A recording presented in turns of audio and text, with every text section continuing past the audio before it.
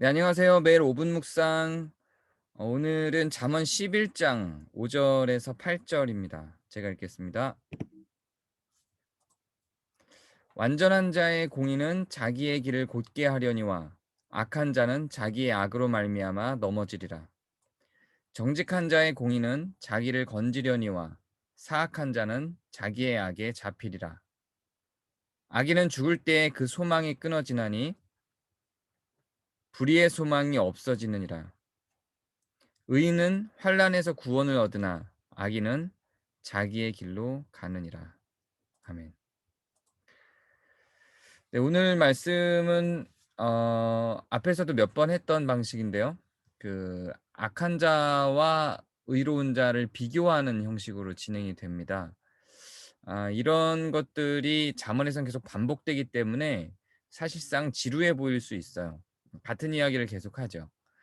잠언이나 시편 같은 것들이 반복되는 내용들을 계속 이야기를 해서 지루할 수 있게 만드는 요소가 있는데 왜 계속 반복이 될까요?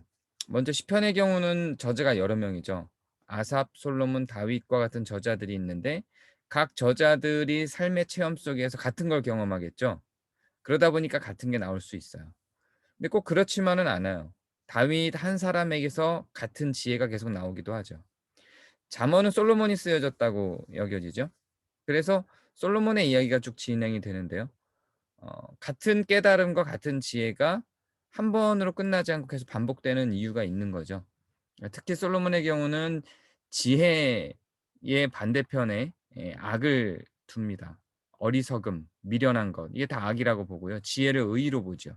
그래서 지혜와 미련함을 대비시키고 의와 악을 대비시키는 방식으로 지혜로운 삶과 미련한 삶이 무엇인지, 의로운 삶과 악한 삶이 무엇인지를 알려주는 것이 잠언의 전체 주제입니다.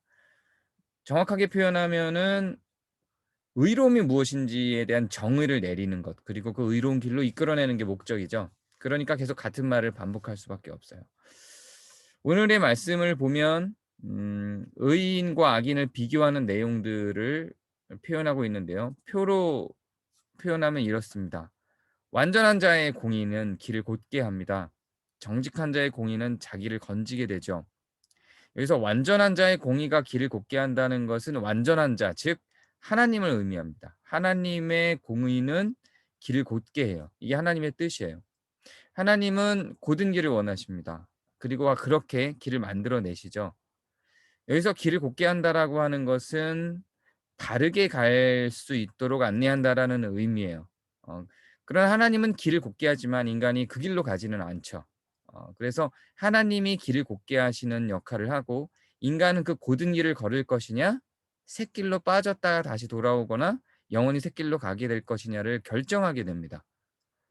정직한 자의 공의라고 하는 것은 인간이에요. 사람의 공의를 의미합니다. 이것은 자기를 건지죠. 그러니까 잠언을 보면은 하나님의 주권 사상을 인정하면서도 인간의 이러한 자유의지적 활동들을 또 명료하게 이해를 시킵니다. 길을 곧게 만들어 놓으시는 하나님, 그 하나님의 절대적인 완전함과 공의, 그 가운데 그 정직함에 의하여 그 곧은 길을 걸어가는 의인의 공의를 구분해서 이야기를 하죠.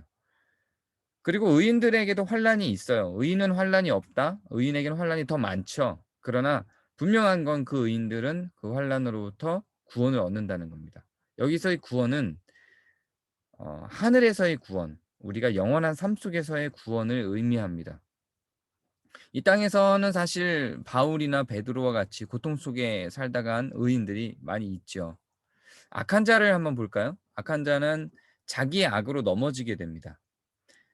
여기에서 매우 조심해야 될 것이 악한 자는 재물을 얻거나 권력을 얻는 데 실패한다는 의미가 아니에요. 성경에서 특히 잠언에서 넘어진다라고 하는 표현, 이런 표현들은 악의 구덩이에 계속 빠져들어가는 걸 의미합니다.